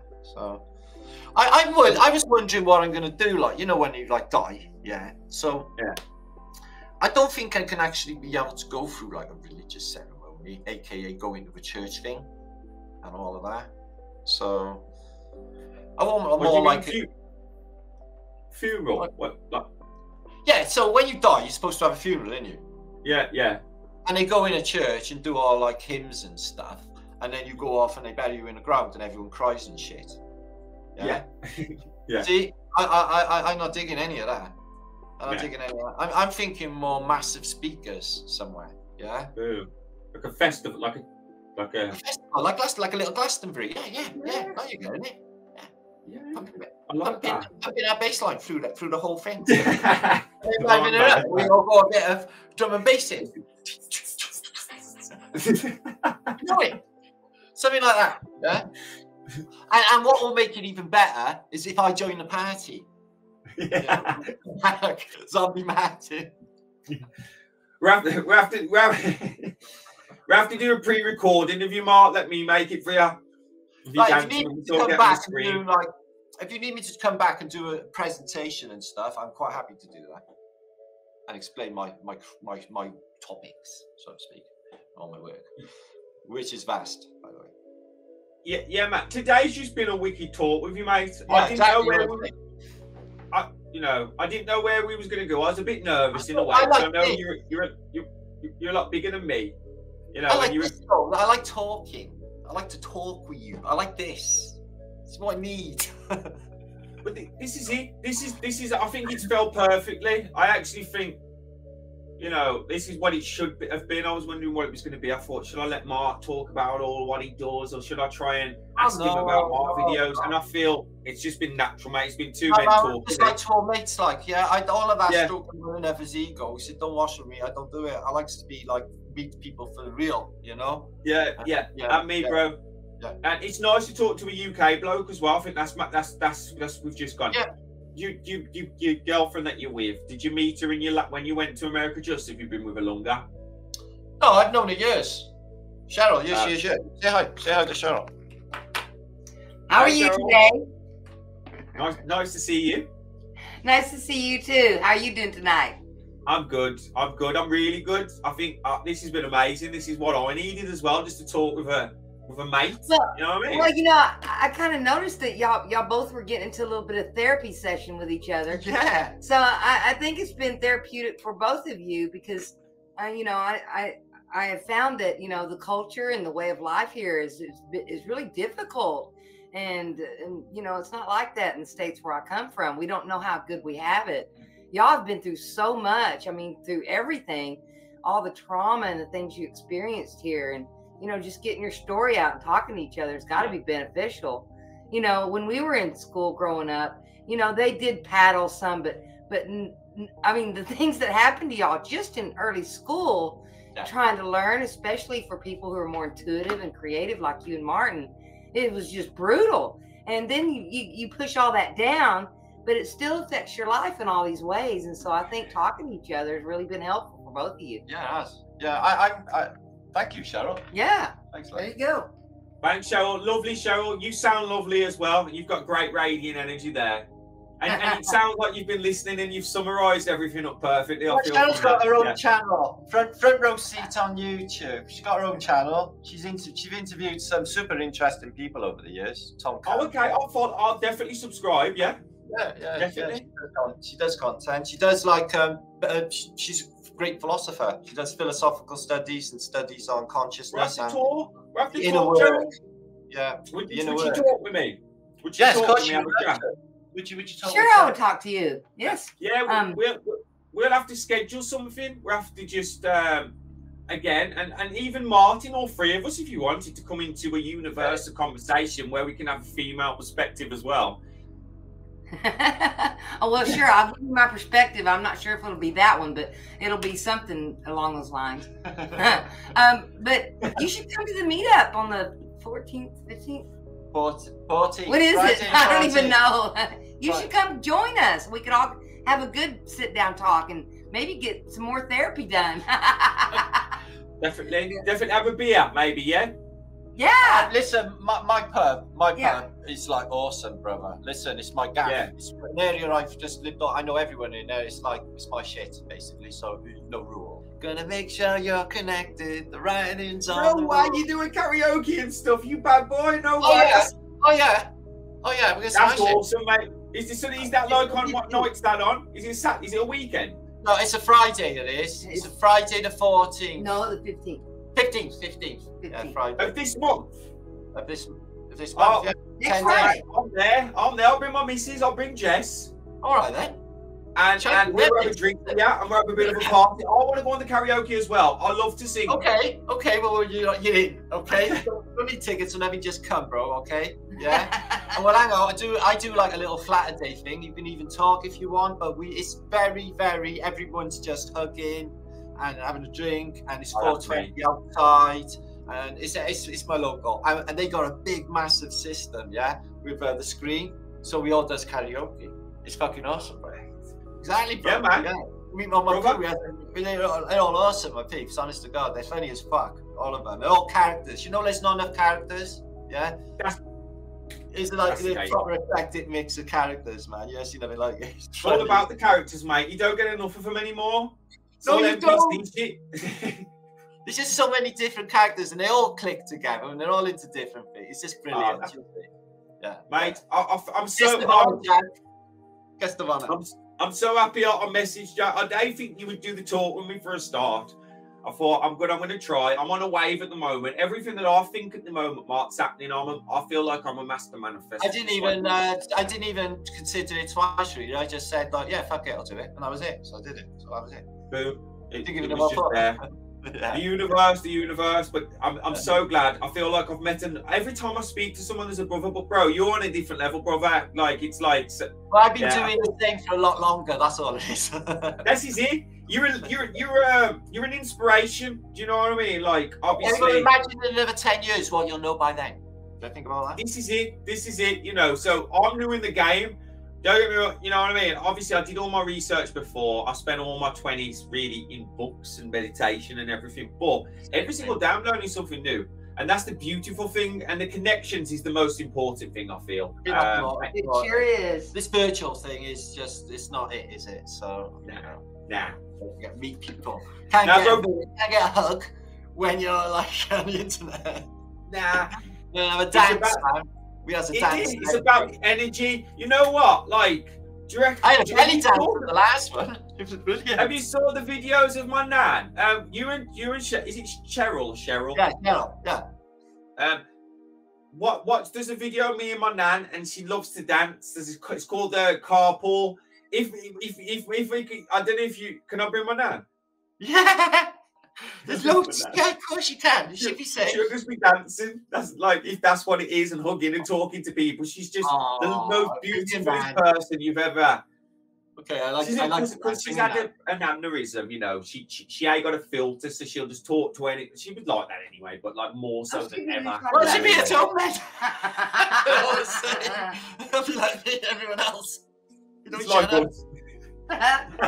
be fucking cool. Bring her. No, it'd be lovely, honestly. Y'all are like, yeah, man. I'll ask her as long as it's been okay. That'll be wicked. Cheryl, you'll love her. You'll love my nan. She sounds brilliant. Oh, she's gonna be good. She'll love it. She'll be at home there with them, though. I tell you, funny. Mate. We'll have a dance. So much, mate. Yeah, it'd be good. I'll do some food as well, so we don't, when we have munchies, which is inevitable. So it'd be good. What food do you do? Only sort of British buffet food. I don't lay on a vegan thing, if that's what you think. I'll bring something, if you want. Yeah. Well, like what? Don't people do that? Don't people? Yeah, they do. Well, my friend Mel does. She's like, she brings fucking beautiful fucking stuff all in silver foil. She does. It's, cooks all special. So people do. But she's just from that community where they does that, man. But yeah, well, anything is welcome. Food is great. I don't know about you, Mark, though. I love everything. I love cooking. I love being in the garden. Anything creative, bro. I cook everything in this house. I cook all the food, don't I, babe? Yeah, Martin cooks all the time. I am quite the bon vivant, don't you know? Oh my gosh, that's what I like. It's funny. Oh yeah, my food is really, really nice. That's it. A come dine with me further down the line, then maybe a little come dine with me, something like that. Yeah, on the internet, I would go down well. I cook a badass lasagna though. Oh, fucking hell. I'll travel to you in the future. You travel to me. We'll do a come down with me. We'll cook for each other, or we'll sort something out like that. But I'm going to bring you my mac and cheese as a trailer, just to see if you're into it. All right, we'll be reviewing the YouTube show. Anyway, check this out. Mac cheese. I should film it. We'll do all that anyway, bro. I'm really excited. He's on my what? He's blown up my WhatsApp now. He come and filmed my last thing, Don Bournemouth last week. Oh, it's brilliant. I done a social, Don Bournemouth, Flat Earth Social. I didn't see some of that. Yeah, I presented that. It was good, but the thing is he gave me a microphone and he pinned a microphone on me, so we had double microphone. I thought that's going to sound like shit, and it did. So he's asking me, do you want me to come and record this and the one in Birmingham? So I'm like, yeah, he'll come up. He lives in London. Yeah. Beautiful family, brings them all. And he does it proper from 2 angles and all of that, 4K camera. So I'm going to ask for him to come. Yeah. Wicked, mate. Perfect. That sounds absolutely amazing, mate. Absolutely amazing. Right to better things. So with this, I'm going to watch it back, but obviously I invited you here to make a video. I actually feel this, in some aspects, it's personal, but it depends what you want to share. To me, I'll tell everyone everything about my life, you know what I mean? I'm kind of a little bit of an open book. So, in my eyes, what we've spoke about tonight will show people a different version of you. 2 lads chatting, spiritual healing, talking about life, British history, man, did that. If you're happy with what I'll chop it down most of the, what we spoke about. Well, I think this can be very helpful to a lot of people. I really do. Because You know, it's taboo subject. People are scared to talk about, bro. I am myself. I don't really like to go there. It's difficult to heal from something when, especially men, you know, and you're not supposed to show emotions and all that stuff. But when you have the kind of trauma that I've seen here in this country, you know, the men need to start talking about it, to start healing some of this trauma that y'all endured, especially the children that were more creative and intuitive. They got hell here. You know, it's like, you need to get out there and do what everybody else is doing.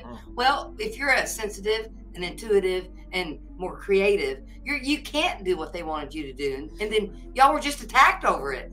So all of that healing could really help y'all get to where you really need to be, the creative innovators that you were born to be. Yeah. Got to heal that stuff. Yeah, it's beautiful. Beautiful talk. That's it. That's how we free ourselves as well, isn't it? That's how we free ourselves. We rid ourselves of that shit, man. But we can't when we lock it away. No. Well, we're never going to heal with that deep. You know, when I went down, Martin, my awakening, I went down into my stomach and there were demons in there, bro. There were hellhounds inside of me, in my hell, in my stomach. Horrible. What do they call that? The night of the what is it? Well, when you start going in, you know, you go through a couple of phases of it. Yeah, different phases. And when you start going inward, then, you know, it's the dark night of the soul. That's it, the dark night of the soul. Because, you know, over time, the ego starts breaking down. It doesn't work as a defense mechanism anymore. And so you have to face those demons, which is your ego that's trying to protect you from all these things that it perceived as, you know, a threat to you in the now. But really it was a threat when you was a child and things were scaring the shit out of you, you know? So you get this really big ego, it's trying to protect you, but really it starts hurting you. So when you start doing this inner healing work, it's uncomfortable because you're fighting your ego. It's like you're fighting yourself to break down those defense mechanisms, which is your ego. And when you break down those defense mechanisms, you get down to the more authentic person that you really are. Because you're not a set of defense mechanisms. You are a soul in there. And there's a very deeper being part of you that lives underneath all of that stuff. We still have our instincts. How do we override our male instincts? Oh, you don't have to override those. You can It's impossible. Well, you explain it in a beautiful way, and it seems like you see it from the same perspective as I do. And I sometimes use, I say ego, and some people don't like it, but that's what I mean. There's many words for it, isn't there? But that is ultimately, it's really just a defense mechanism that you had to develop to protect you when you were young, because you know the culture that you were embedded in was not protecting you, and you were being attacked. And so what happened was you had to build up this wall. You had to build this thing up to protect that more sensitive part of you. It's just what the mind does to protect itself from overload and to completely being ripped apart in it.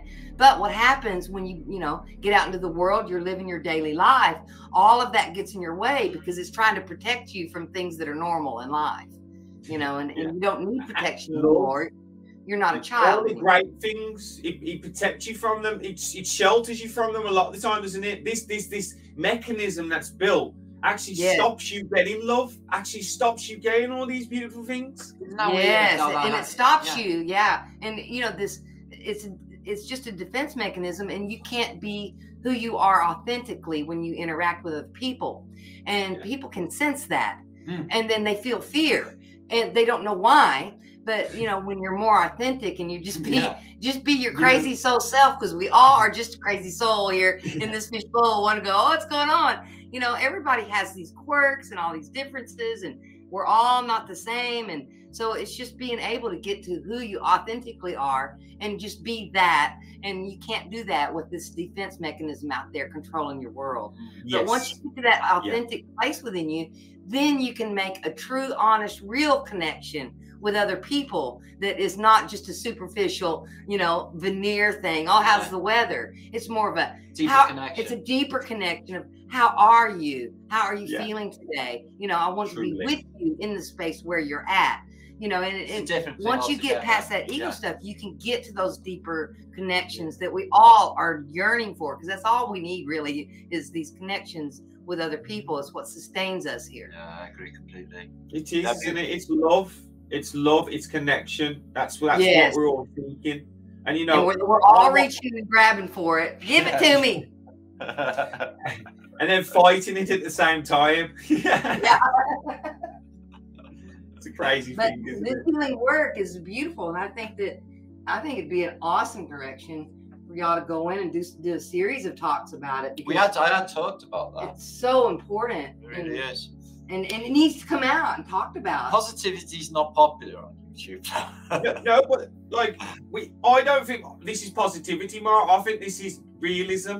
Like It is, positivity is yeah. different. Yeah. You know, Yeah. like we're not denying any of the shit, are we? We're never denying No, any we're of the actually shit. talking about it as a real fucking Yeah. thing, like our torture and the fucking shit we have to go through in this place. Yeah. Yeah. Yeah. Because There's that probably a positivity whole movement, pardon.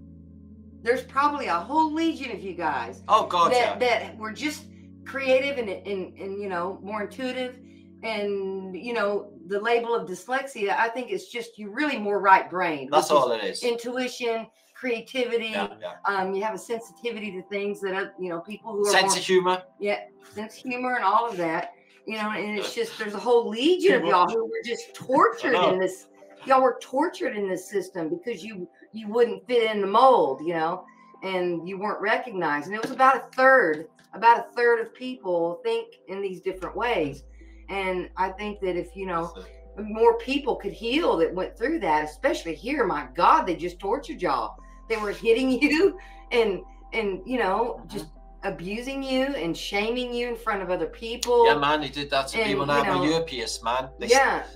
They got me. I was only 11. They stuck me on a stage in front of 1,200 pupils, and they went, "Look at this little queer here with his ear in it." Yeah, can you imagine if they'd done that in this day and age? You'd be off to fucking jail, wouldn't they? Yeah. You're right, mate. You know, No, man. Oh, they were just totally ridiculous. And a year later, everyone in the school had a fucking earring. It was just up before my time. Yeah. In America, they started recognizing dyslexia and this difference. And, you know, they started getting them, you know, special books and teachers, and nobody was allowed to hit on them over it, you know?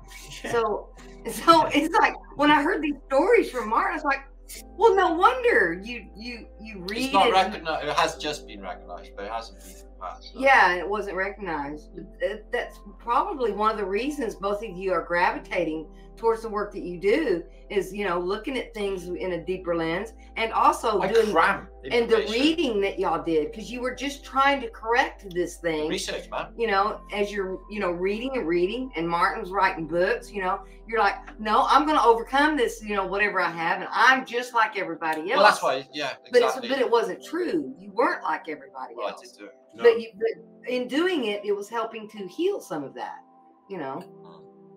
So yeah, I think that y'all could really help a lot of people just on that one subject alone. And I'm sure there's others of the way this country has been treating you guys. It's just awful. We need it here, Mark. This is what we need, and we represent two generations almost of the same people, the same quality of people. Yeah. Because the working class person is the heart of everything. They are the wrong people. They're the one I love. I say to my nan, "You're my idol of the world, nan. You are." I love the British people, bro. This is what, honestly, you know, I want the best for them, man. It breaks my heart. Again, right?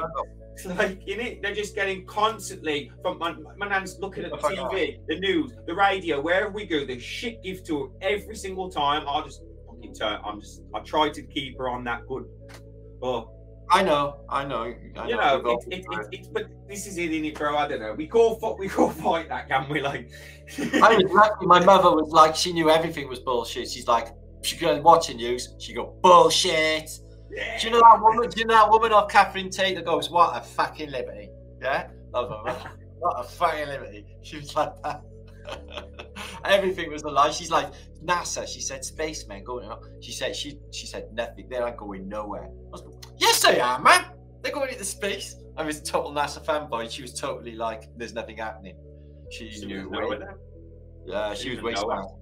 Yeah. She said, all this weather, scientists. She said, scientists are doing this. My mum used to say. And I was like, shut up, man. Like, and years later, it's like everyone in the world saying it. Yeah. She knew. Your mum was before her time, mate. Oh, she was. She was a truther, all right. Yeah. And then when it, like, well, yeah, she was proper flat earther then. She was intuitive. But you like know you. those, Mark, they got locked away, a lot of them. A lot that overspoke, that they just got chucked in, you know. My nan was like a gypsy kind of witch, and she was in an asylum. They just chucked her away. Well, yeah, they do it to the psychics too. You know, if they exhibit any psychic qualities or that they might have some abilities that are not really allowed, they will do that. They will say that you're mentally unstable. This is some sort of either some schizophrenia, something else going on, and then they section you. Yeah. There's certain things like, you know, like I know years ago in the flat earth, some guy had the social services called to his house, and he literally flat smacked them. Yeah, he took the kids. It's like you're not fit enough, you're not mentally equipped to be able to deal with children because you think the earth's flat, and they literally did that back in the past. They wouldn't do that now, but they did it in the beginning. It was like that. It was just like fucking absolute craziness. You're not mentally equipped to be able to make, you know, how far you have gone. So it was like that, yeah. So I suppose that's the only thing with it's strange, isn't it? This constant polarity of dualism of one side of everything, and we can never seem to meet in the middle. Like what you were saying, like the globalists can be really extreme, and then the flat earthers can be extreme, and then all that really happens is they fight each other. Well, this is no good, is it? Because this is like opposition, and this is what the whole fucking problem is. If everything is in opposition with everything else, the place is never going to heal. If all opposition was to disappear overnight, all opposition, the world would be cured, and then we could go on with things. Because that's what's causing all the issues, the oppositions of countries, the oppositions of religious belief systems. Yeah, it just goes on and on and on. And it's all, the power of the belief system is what it's all about. You know, they mold minds and it's completely away from their true, you know, essence of what they are in this place. That is a real travesty as well. But you know, never learning anything, you know, getting to the end and never but that's probably their place. You know, all these fuckers that have come to us in our lives, maybe that's because they are here to teach us. Yeah. Oh, it's probably that. Yeah. So we've been talking nearly 2 hours now, we're chatting. Yeah, bro. I honestly, Mark, I send in so much love and light to you two. You are both amazing, and I'll tell you what, you glow, both of you, and I love the interaction I've just had with your partner. It's special, and I feel you get on with Jess. Jess is a light being. Everyone that meets Jess, they love Jess. But so when I bring Jess, I hope that, you know, it's a family thing, isn't it? We're all family at the end of the day, guys. You know what I mean? It's about reconnecting to that, in it, that soul truth consciousness, if you like. Yeah, it is. A soul tribe. Yeah, I think it's. You know, that like his previous life stuff, you know, it's like we got different faces, but the souls recognize one another and remember. Yeah, you need to come on front row seat. We'll have a talk. Yeah, especially about your Persian prince. I can definitely think that was the thing. I had to shoot a little wave for me when you said that. So I was like, man. I love that. I love that one. But I was ill. I died young. Because you can tell, the only thing you can tell is how you died. You know, like when I was the farmer, I got like killed by people. They put me on a cross or something. It was something like religious or something. I shouldn't have been saying what I was saying. Well, what it is they used to burn people like us in the past. I think I was burned. They burnt mystics for mistake in the mystics past didn't do well because they didn't do well. If they exhibited they had any abilities or creative talents, it's like, oh, this person's got abilities and creative talents. We better get rid of those. But Mark, when I've been angry all my life, mate, and one of my main transitions is turning my anger, what I come into the world seemingly with, into love, and I've kind of done it. And stuff like that's helped me because it made me realise that if that was true, that past life, I had almost a hate towards the world because they killed me. You know, I had to almost overcome maybe that and other parts of that. You know what I mean? Yeah. And it can spill over lifetime after lifetime. You know, like ducks, if they fight, they shake it off and then they're off about their business. humans are not like that, and lifetime after life, these unresolved differences will go karmically, and you'll meet these same personalities again in the next life, and it will play out again in the next. Until you work it out. Until you work it out. That's it. Yeah. That's it, isn't it? Yeah. I Yeah. feel like we can do it all in one though. I know it's hard, but I feel like I've worked out so many of different life's issues in this life. But it's funny how it works, isn't it? It's got to be divine in a way how it does that. I don't know why it's this incarnation that recognizes all those ones before it. I don't feel those knew about that one before. Do you know what I mean? Knew about those incarnations before that. It's me that sees those incarnations and is healing those. Maybe it is divine, and we all just come together by some sort of divine grace. Yes. And vibration. And vibration, because we all like just find our way to one another in this place, and it keeps happening, especially in the truth movement. So you can work those things out, and it's a magnetic thing. And so you find each other, and you can work through some of those things, and you can heal a lot of things, because each lifetime we have, I believe, we get this memory wipe, so we don't remember all the ones before. But I think that's what the soul is the accumulation of all of your lives, and it has all of that information in it, but you've got to be able to get back to the soul level before you can connect to it and then have all that information for you. But if you're just a defensive mechanism, see, that's just a teeny tiny part of who you really are. Really, you are the accumulation of everything you've ever been, and all the lifetimes you've ever lived. That's why we research. We research because we're searching again. We research because we've already known. Yeah. Discover. Rediscover. Re-remember. Re-remember is what we're doing. Well, I'm glad we found you, Chad. Yeah, well done. Well done, Chad, for communicating. That was meant to be. There's no doubt about that. Yeah. I'll let you go, guys. My missus is waiting too. I found people here. I found you, and I'll meet you soon. Guys, love and light to you both. Take care, man. This has been brilliant. Love to the family. Bye. Take care, guys.